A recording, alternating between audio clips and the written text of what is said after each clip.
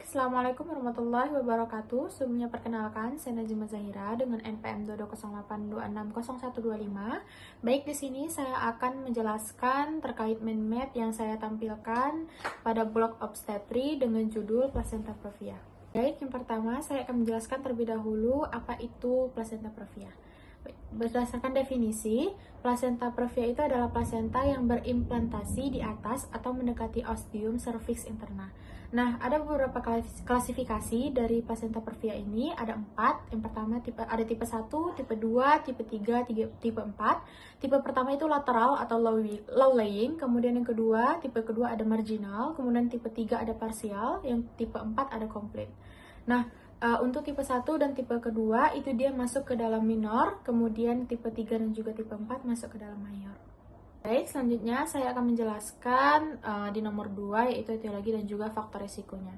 Jadi ada beberapa etiologi dan juga faktor risiko dari placenta previa. Yang pertama itu ada kehamilan dengan ibu berusia lanjut, kemudian ada multiparitas, kemudian ada riwayat seksio sesaria sebelumnya, kemudian ada riwayat placenta previa sebelumnya, kemudian ada riwayat merokok ibunya, kemudian ada pemakaian kokain, ada riwayat abortus, dan juga jarak antara kehamilan yang pendek. Selanjutnya saya akan menjelaskan sedikit terkait kenapa etiologi dan juga faktor risiko itu bisa masuk ke dalam salah satu faktor risiko dari placenta previa. Yang pertama itu tadi kan ada kehamilan pada usia lanjut. Itu maksudnya tuh kehamilan pada usia di atas 35 tahun karena dia berisiko mengalami placenta previa. Itu dia karena terdapat penurunan fungsi dari reproduksi. Jadi fungsi reproduksinya sudah tidak maksimal sehingga bisa menyebabkan dari placenta previa. Kemudian tadi ada juga dibahas multiparitas. Jadi multiparitas dengan kejadian placenta previa ini disebabkan vaskularisasi yang berkurang dan perubahan atrofi pada desi 2 akibat persalinan sebelumnya. Kemudian ada riwayat seksio sesaria, itu karena sayatan insisi pada dinding abdomen dan uterus. Itu dia bisa mengakibatkan jaringan parut di dalam rahim dan meningkatkan terjadinya placenta previa. Kemudian ada tadi riwayat merokok juga. Jadi hipoksemia karbon monoksida merupakan salah satu mekanisme yang mungkin menyebabkan dari placenta previa. Baik, selanjutnya saya akan menjelaskan terkait patogenesis dari placenta previa.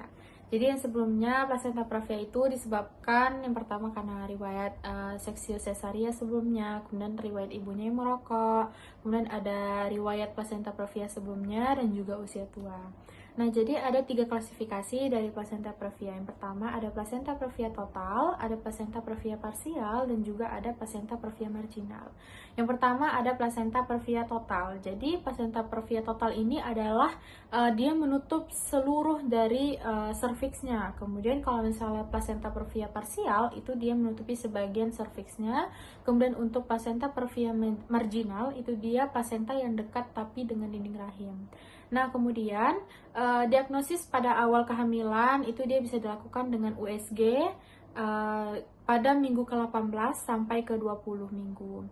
Kemudian seiring berjalannya waktu akan menyebabkan penipisan dinding rahim dan menyebabkan kontraksi. Nah, yang nantinya akan menyebabkan perdarahan vagina yang warnanya tuh merah, segar, tapi tanpa ada rasa sakit. Nah, perdarahan yang terjadi terus-menerus akan membatasi pengiriman oksigen ke plasenta dan melukai jaringan dari plasenta tersebut.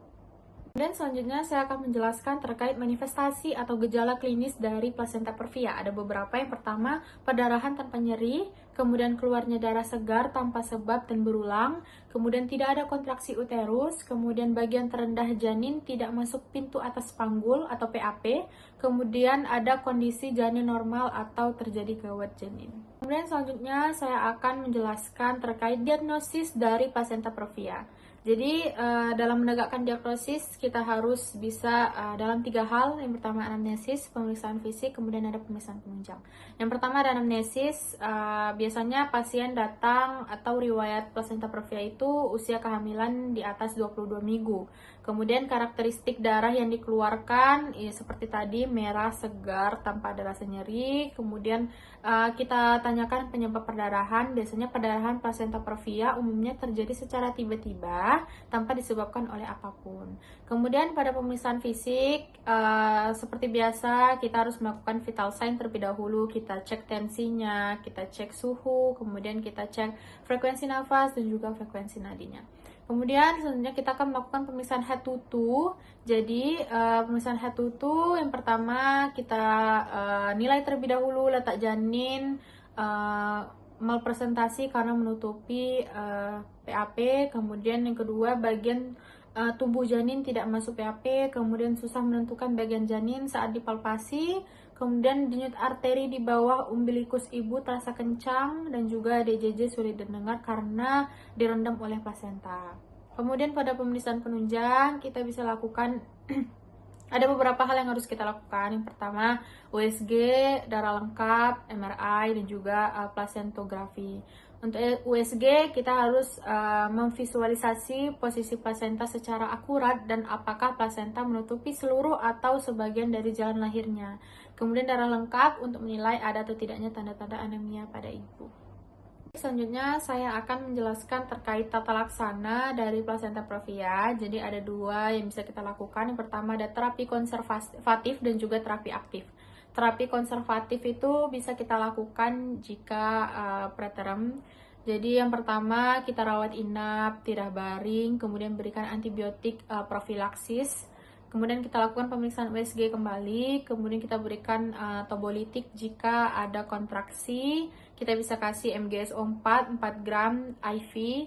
Dosis awalnya setiap 6 jam. Kemudian kita bisa kasih nifedipin 3 kali 20 mg per hari.